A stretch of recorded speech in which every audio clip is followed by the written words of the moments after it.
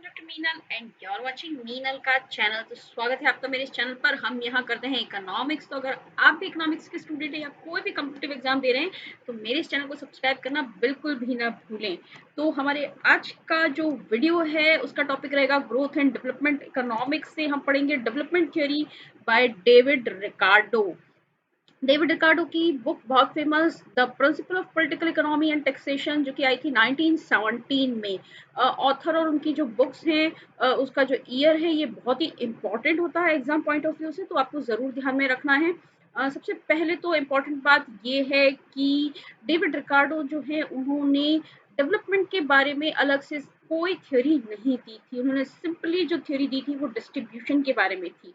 और उस थ्योरी में उन्होंने ये बताया, उनकी जो थ्योरी थी किस पे बेस्ड थी, दो तरह के प्रिंसिपल्स पे बेस्ड थी।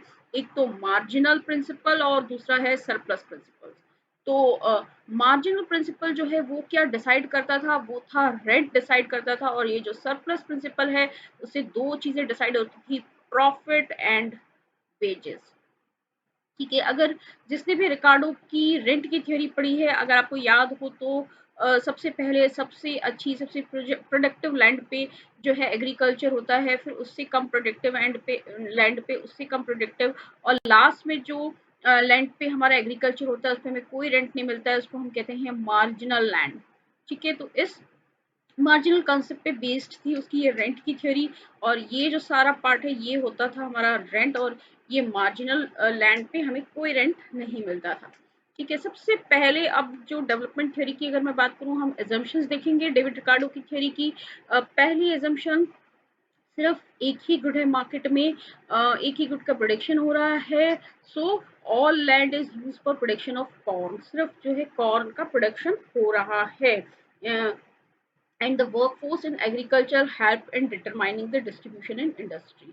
ठीक है, एग्रीकल्चर में जो वर्किंग फोर्सेस हैं एग्रीकल्चर की, वो ही डिटरमाइन करती है कि इंडस्ट्री में किस तरह से डिस्ट्रीब्यूशन होगा। तो मोस्ट इंपॉर्टेंट सिर्फ एक ही गुड है, वो है कॉर्न। साथ ही साथ जो है लैंड पे डिमिनिशिंग रिटर्न ऑपरेट होते हैं, घटते प्रतिफल प्राप्त होते हैं। उसके बाद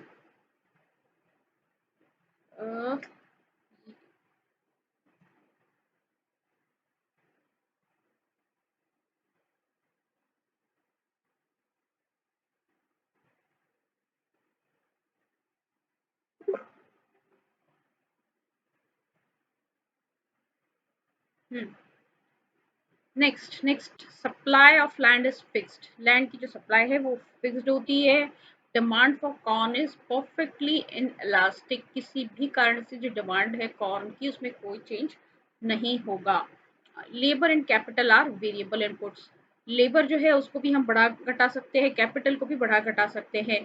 capital consist of circulating capital, fixed capital नहीं है यहाँ पर, ये सर्कुलेटिंग कैपिटल है, ध्यान में रखना है। कैपिटल जो है वो होमोजीनियस है, सारी एक जैसी है, जबकि हमारा जो लैंड है वो होमोजीनियस नहीं है। लैंड की क्वालिटी में डिफरेंस है, कोई ज्यादा फर्टाइल है, ज्यादा प्रोडक्टिव है, और कोई जो है वो कम फर्टाइल है। So the state of technical knowledge is given, technical knowledge जो है वो गिवन है। All workers are paid subsistence level. ठीक है, ये भी एक बहुत इंपॉर्टेंट कंसेप्ट था जिसपे बेस्ड थी रिकार्डो की थ्योरी। या जो भी क्लासिकल इकोनॉमिस्ट की हम बात करें, जो वर्कर्स हैं लेबरर्स हैं उनको उनकी जीवन व्यापन के बराबर वेजेस मिलते हैं, तो कोई सेविंग नहीं है और इनकी वजह से कोई इन्वेस्टमेंट नहीं होता है। The supply price of labour is given in constant. ठीक है, लेबर का सप्लाई प्राइस जो है वो कांस्टेंट है। The demand for labour depends upon accumulation of capital, कितना ज्यादा एक्यूमुलेशन हो रहा है कैपिटल का उतनी ज्यादा लेबर की डिमांड होगी। Both demand and supply price of labour are independent of marginal productivity. Supply price और डिमांड दोनों सप्लाई प्राइस और डिमांड प्राइस दोनों ही इंडिपेंडेंट होगी लेबर की मार्जिनल प्रोडक्टिविटी से। जैसे कि मैंने यहाँ ऊपर भी लिखा था कि सप्लाई प्राइस जो है लेबर की वो है कांस्टेंट। ठीक है, और जो डिमांड है वो किस पर डिपेंड करती है, कैपिटल एक्यूमुलेशन पे, मार्जिनल प्रोडक्टिविटी पे डिपेंड नहीं करती। यानी जितना ज़्यादा इन्वेस्टमेंट होगा उतनी ज़्यादा डिमांड होगी, चाहे प्रोडक्टिविटी मार्जिनल प्रोडक्टिविटी कितनी भी है लेबर की। और जो है यहाँ पर है परफेक्ट कंपटीशन। लास्ट जो है हमारा capital accumulation results from profit, हमारा जो प्रॉफिट होता है उसी से कैपिटल एक्यूमुलेशन होता है, क्योंकि वेजेस जो है उन्हें तो सब्सिस्टेंस लेवल के बराबर ही वेजेस दिए जाते हैं। और साथ में जो माल्थुसियन थ्योरी ऑफ पॉपुलेशन है वो अप्लाई होती है। माल्थस की जो पॉपुलेशन थ्योरी है वो अप्लाई होती है। वेज रेट की अगर बात करें, वेज रेट क्या होगी, जितना हमारा वेज फंड है, wage fund upon number of workers, और ये किसके बराबर है, ये होगा हमारे सब्सिस्टेंस लेवल के बराबर। Wage fund upon number of workers जो है वो हमारी वेज रेट को डिसाइड करेंगे, जिसको हम डब्ल्यू से रिप्रेजेंट करेंगे। और साथ ही साथ अब अगर रेट ऑफ प्रॉफिट की बात करूं, दैट मीन्स आर, ये क्या है हमारा सरप्लस से डिसाइड होगा, सरप्लस अपॉन कैपिटल। जितनी कैपिटल लगाई है उसमें सरप्लस जो है वो डिवाइड हो जाएगा, कैपिटल। ठीक है, तो यहाँ पे ये जो प्रॉफिट है ये किसके बराबर होगा, सरप्लस अपॉन कैपिटल के। अब अगर रेंट की बात करें, रेंट जो है, रेंट किस पे डिपेंड करेगा, जितनी भी हमारा जो मार्जिनल प्रोडक्शन है, मार्जिनल प्रोडक्शन पे रेंट डिसाइड करेगा। मार्जिन ऑफ प्रोडक्शन पर लिखते हैं rent at determined at margin of production. कोई कॉन्सेप्ट अगर नहीं समझ में आया है, चिंता की कोई बात नहीं है, अभी तो हम इसको 2 बार और एक्सप्लेन करेंगे बहुत अच्छे से, और चांस है आपके लिए, एकदम बने रहिए वीडियो के अंत तक। ठीक है, नेक्स्ट अब हम देखते हैं यहाँ पर इसको थोड़ा सा ग्राफ की हमारे डायग्राम की हेल्प से उसको थोड़ा सा समझने की कोशिश करते हैं। ठीक है, ये जो है ये है हमारी दूसरा कलर लेते हैं, येलो कलर, ब्लू कलर।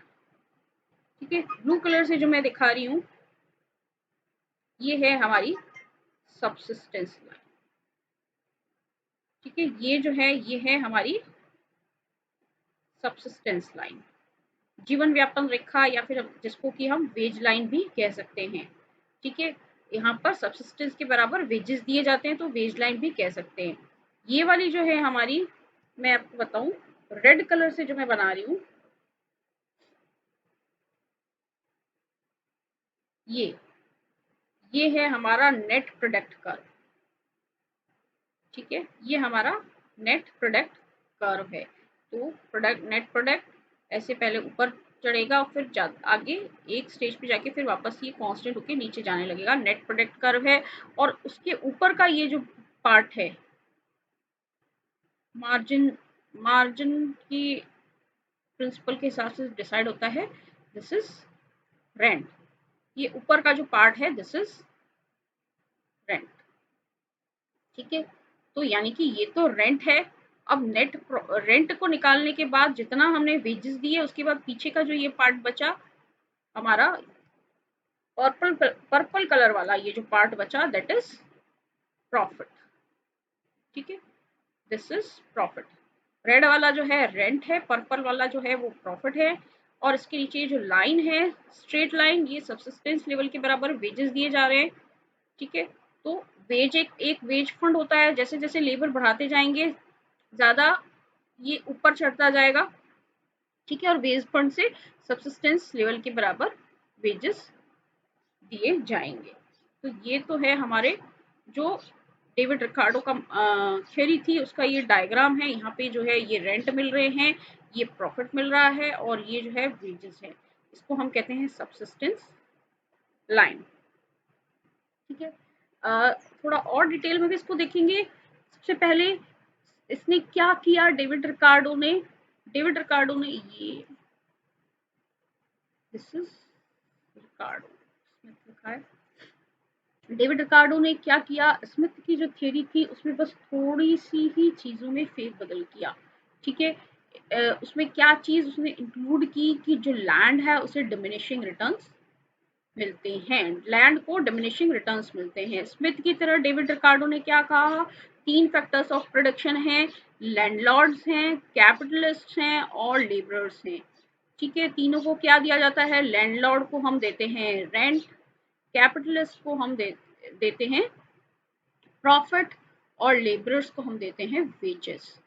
तो दैट मीन्स नेशनल आउटपुट क्या है, नेशनल आउटपुट जो है हमारा वो इन तीनों में डिवाइड होगा, rent, profit and wages. Capital accumulation is outcome of profit because profit leads to saving of wealth. Capital accumulation है वो किसकी वजह से होगा, किसका आउटकम है, प्रॉफिट का आउटकम है। जितना ज्यादा प्रॉफिट होगा उतना ही ज्यादा सेविंग होगी वेल्थ की, और वो जो सेविंग है उसी को वापस इन्वेस्टमेंट किया जाएगा। तो वो जो सेविंग है वही यूज होगी कैपिटल फॉर्मेशन के लिए। तो जो सिर्फ प्रॉफिट है या जो कैपिटलिस्ट है वही सिर्फ कैपिटल एक्यूमुलेशन करके और वापस इन्वेस्ट करते हैं। वेजेस तो हमारे सब्सिस्टेंस लेवल के बराबर ही होते हैं। उसके बाद रेट ऑफ प्रॉफिट क्या है, रेट ऑफ प्रॉफिट जैसे मैंने बताया ratio of profit upon capital employed. ठीक है, ratio of profit upon capital employed, जितना प्रॉफिट हो रहा है और जो कैपिटल एम्प्लॉय जितना हमने कैपिटल लगाया है वो होता है हमारा रेट ऑफ प्रॉफिट। और wages rises when price of good rises, जब वस्तुओं की कीमत बढ़ती है तो क्या होता है, वेजेस भी इंक्रीज होते हैं। वेजेस क्यों इंक्रीज होते हैं, वस्तुओं की कीमतें बढ़ती है तो क्योंकि और ज्यादा कैपिटल एक्यूमुलेशन होता है, और ज्यादा इन्वेस्टमेंट होगा, और ज्यादा लेबर्स की सप्लाई बढ़ जाएगी, डिमांड बढ़ जाएगी। ठीक है, अब थोड़ा सा economic growth takes place due to capital accumulation. Capital accumulation की वजह से इकोनॉमिक ग्रोथ होती है।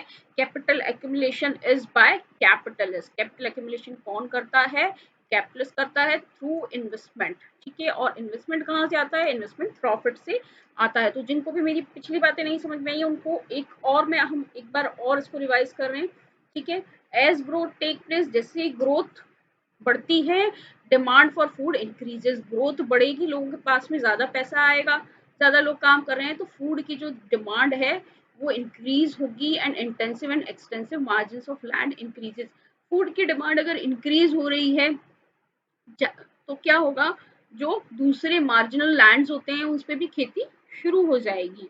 Total rents and wages increases का क्या मतलब है, और ज्यादा खेती हो रही है, और ज्यादा लोग काम कर रहे हैं, और ज्यादा लैंड को हम काम पे लगा रहे हैं, दैट मीन्स रेंट भी बढ़ेंगे और टोटल वेजेस भी बढ़ेंगे। इससे क्या होगा, इससे प्रॉफिट कम हो जाएगा। ठीक है, रेंट बढ़ रहा है, वेजेस बढ़ रहे हैं, दैट मीन्स क्या होगा, प्रॉफिट कम हो जाएगा, और ये कम होते होते धीरे धीरे कहाँ आ जाएगा, ये जीरो पे आ जाएगा। And this point is called what, this is called stationery state. David Ricardo ने दो तरह की स्टेट्स बताई थी, एक तो progressive progressive and second is stationary. एक थी प्रोग्रेसिव, दूसरा है स्टेशनरी। तो प्रोग्रेसिव, प्रोग्रेसिव का क्या मतलब है, प्रोग्रेसिव में क्या होता है, हमारा रेंट भी बढ़ रहा है, वेजेस भी बढ़ रहे हैं। ठीक है, प्रॉफिट भी पहले बढ़ता है और फिर कम होता है। ठीक है, ये प्रॉफिट का स्टेट होता है। फिर स्टेशनरी स्टेट में क्या होता है, वेजेस और रेंट इतना बढ़ जाते हैं कि फिर प्रॉफिट जो है, प्रॉफिट हमारा कम होते होते क्या हो जाता है, जीरो हो जाता है। ठीक है, ये जो हमारा नेशनल आउटपुट है ये इन तीनों में डिवाइड होगा, तो जब ये दो बढ़ रहे हैं तो क्या होगा, प्रॉफिट कम होगा। प्रॉफिट कम होते होते स्टेशनरी स्टेट कब आती है, जबकि ये प्रॉफिट जो है हमारा जीरो हो जाता है। अब इंडस्ट्रियल सेक्टर में क्या होता है, इंडस्ट्रियल सेक्टर में rate of profit is same in industry and agriculture. Agriculture और इंडस्ट्री में रेट ऑफ प्रॉफिट सेम है। Corn is paid as wages, wages के रूप में क्या दे रहे हैं, कॉर्न को ही दे रहे हैं, कॉर्न का ही, क्योंकि प्रोडक्शन हो रहा है।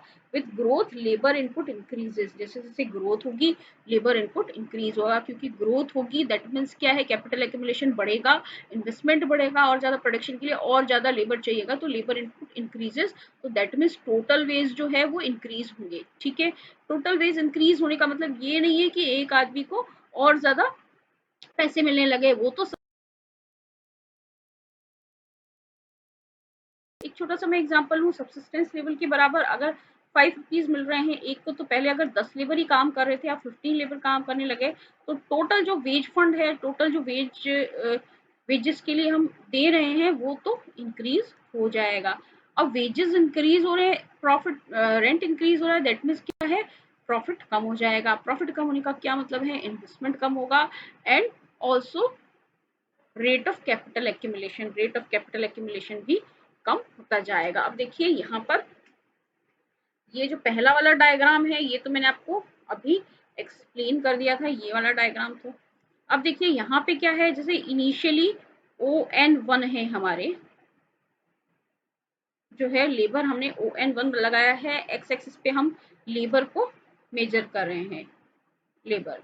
वाई एक्सिस पे क्या है, wages, rent and profit, W plus P plus Q। ठीक है, ये हमने वाई एक्सिस पे लिया है। अब यहाँ पे अगर देखें N1 से P1 तक, N1 से P1 तक क्या ये दे रहे हैं हम लोग, ये हम दे रहे हैं वेजेस।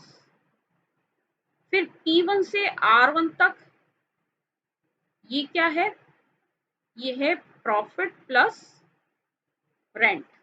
अब ये जैसे जैसे पॉपुलेशन बढ़ेगी दैट मीन्स फूड की डिमांड बढ़ेगी, और ज्यादा फूड की प्रोडक्शन के लिए मार्जिनल लैंड की तरफ हम और ज्यादा लैंड को यूज करने लगेंगे।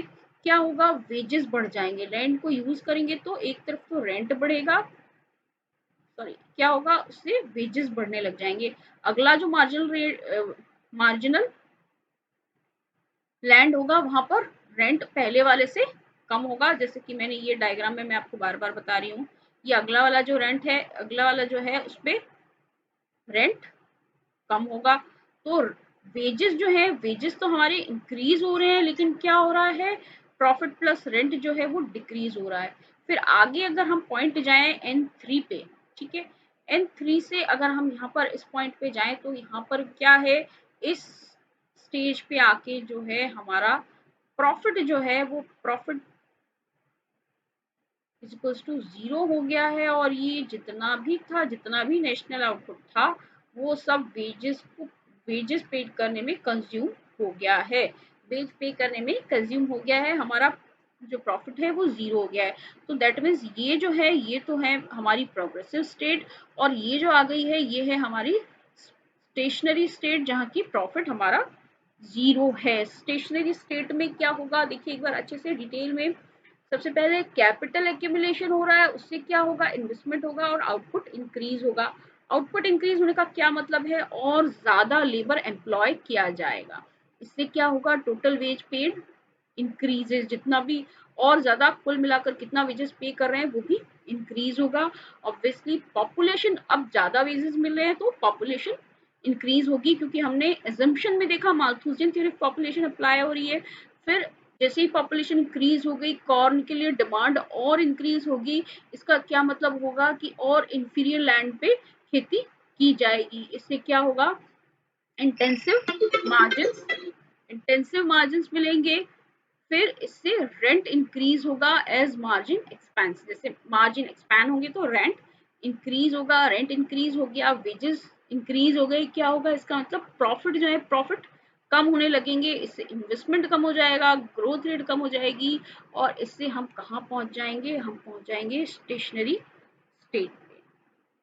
तो उम्मीद है आपको ये जो रिकार्डो का ग्रोथ थ्योरी है, एक्चुअली ग्रोथ थ्योरी नहीं है, लेकिन सिंपली डिस्ट्रीब्यूशन थ्योरी ही दी थी रिकार्डो ने, और उसमें ग्रोथ का जिक्र था। आपको उम्मीद है अच्छे से समझ में आएगी। इससे रिलेटेड आपको कोई भी क्वेश्चन आए तो आप कमेंट सेक्शन में जरूर लिखिए। साथ ही साथ आपको ये भी बताना है कि आप मेरे अगले वीडियो में आप क्या देखना चाहेंगे। तो stay tuned and keep watching Meenal का चैनल।